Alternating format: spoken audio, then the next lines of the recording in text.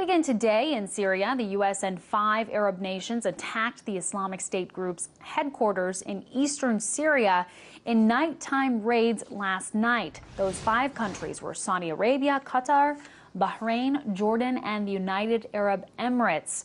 The coalition reportedly used land and sea-based U.S. aircraft as well as Tomahawk cruise missiles and a stealth F-22 Raptor, the first time an F-22 was used in a combat role. Together, the coalition launched 14 strikes and hit 22 different targets. Today, we heard from General William Mayville, the Director of Operations for the Joint Chiefs of Staff, who said this was just the beginning of what will likely be a long military campaign. Take a listen. We are trying to disrupt their support bases.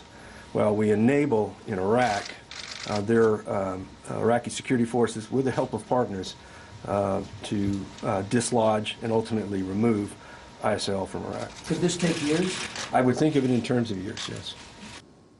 I was joined earlier to discuss the very latest with RT producer Tyrel Ventura and RT contributor Jake Diliberto. The Obama administration said the airstrikes have been successful, so I started out by asking Jake what can be accomplished at this point with airstrikes. There's a number of things that can occur through airstrikes. Quantitatively, we can identify targets that have been destroyed. We can account for infrastructure that has been dismantled, things like telecommunications devices. And we can do this through satellite imagery, which is what you saw at the Pentagon press conference today. But some of the other things we can find out that we know what these airstrikes can do, they actually can take manpower, decimate manpower. So, for instance, today there's a counting of over 400 fighters that have been injured or killed.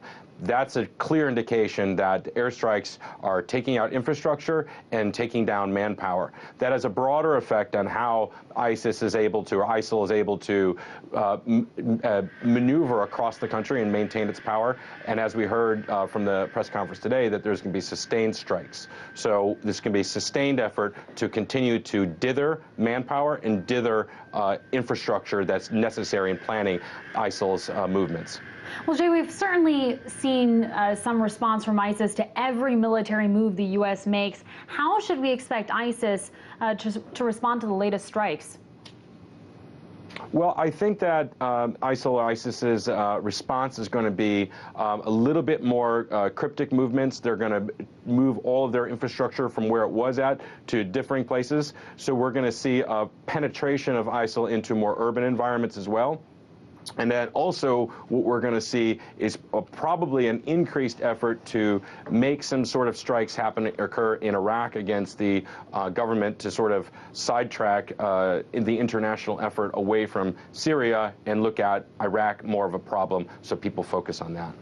And Jake, let's pivot to the broader U.S. strategy in Syria. The House and Senate approved the U.S. training and arming of so-called moderate rebels in Syria. How much do we really know about these groups, and do you think this is a good idea?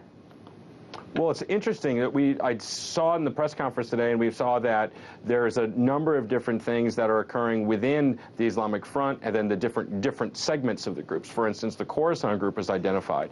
Well, the Khorasan group is a sort of a pseudo-enemy of ISIS, and they're sort of a friend of the Nusra Front. What that means is that there's deep fragmentation, there's a differing sets of threats that the United States faces in the homeland and domestically inside of Iraq and Syria. So overall, we see that group to group, we need to have a really clear understanding of what it is, and it's hard to do that given that the amount of time that we have there, the limited amount of troops and intelligence we have there, and also if you look at the diverse actors, one individual may be a part of one group another day, and the next day may be a part of a different group, and that's because of the changing nature of the conflict. So it's difficult to really identify, to know what we know today, because it may not be the same the next day, and it's constantly changing. You did mention the Khorasan group. I want to pull in Tyrel here because, of course, we know that this group is affiliated with al-Qaeda. The president has been criticized for using the authorization to use military force, or the AUMF, as justification to issue these strikes without really going to Congress first. Do you think the administration could be pursuing the Khorasan in a way to bolster their defense for using the AUMF? Well, I think they are completely, because the AUMF was designed back in 2001 and was put into place for George Bush to go after Al Qaeda, who they said was responsible for the attacks on 9/11. And today Obama's using it, and needs to use it if he doesn't want to get congressional approval to go after ISIS. He needs to use that the AUMF in order to continue this fight. Without it, he has to go and get congressional approval. So I think definitely kind of putting the Khorasan in there as an extension of Al Qaeda, which they are, putting them in there, it does help bolster that argument. And Tyrel, as I mentioned earlier, we heard from General Mayville today, Director of Operations for the Joint Chiefs of Staff. He called this a sustained campaign that would last not months, but possibly years. Should we be concerned that officials haven't really put a timetable on this? I think we should, because I don't think the American people are ready for another long, drawn-out war. I mean, if you notice the kind of political speak leading into this, it was, we have to go after ISIS, they're a danger to the U.S. citizens, but like Obama and them have never really laid out how long it's going to take. But now to hear, generals and the military minds like Kirby and Mayfield, saying, hey, this is going to be years, we got to train these, moderate Syrian rebels, and that's going to take years. This is going to be a long, drawn-out affair, and you're not going to get rid of a terrorist group like ISIS in some quick fashion with a couple of airstrikes and then they're gone. These are dedicated hardline terrorists. They're going to be there for a while. Mm-hmm. And Jake, we do know that Syria was made aware of these strikes before they took place. Now, RT spoke with the Syrian foreign minister about that. Let's take a listen to what he had to say. It is necessary to distinguish international efforts aimed at fighting terrorism from the clandestine intentions of the U.S. and its allies. Some of these countries have been financing, training, and arming terrorists and illegally bringing them to Syria. What do you make of the Syrian response so far, and what kind of diplomacy should we expect going forward with Syria? Well, I think that you're going to see Secretary Kerry move forward at the UN and through its private closed-door meetings to continue to press U.S. actions, continue to press U.S. interests inside of Syria, which means what Tyrel said, war in perpetuity, continuing of aiding the moderates so far as we identify them day to day, and that you will see continuing training of moderates inside of Saudi Arabia and Jordan, which is where the training camps are located.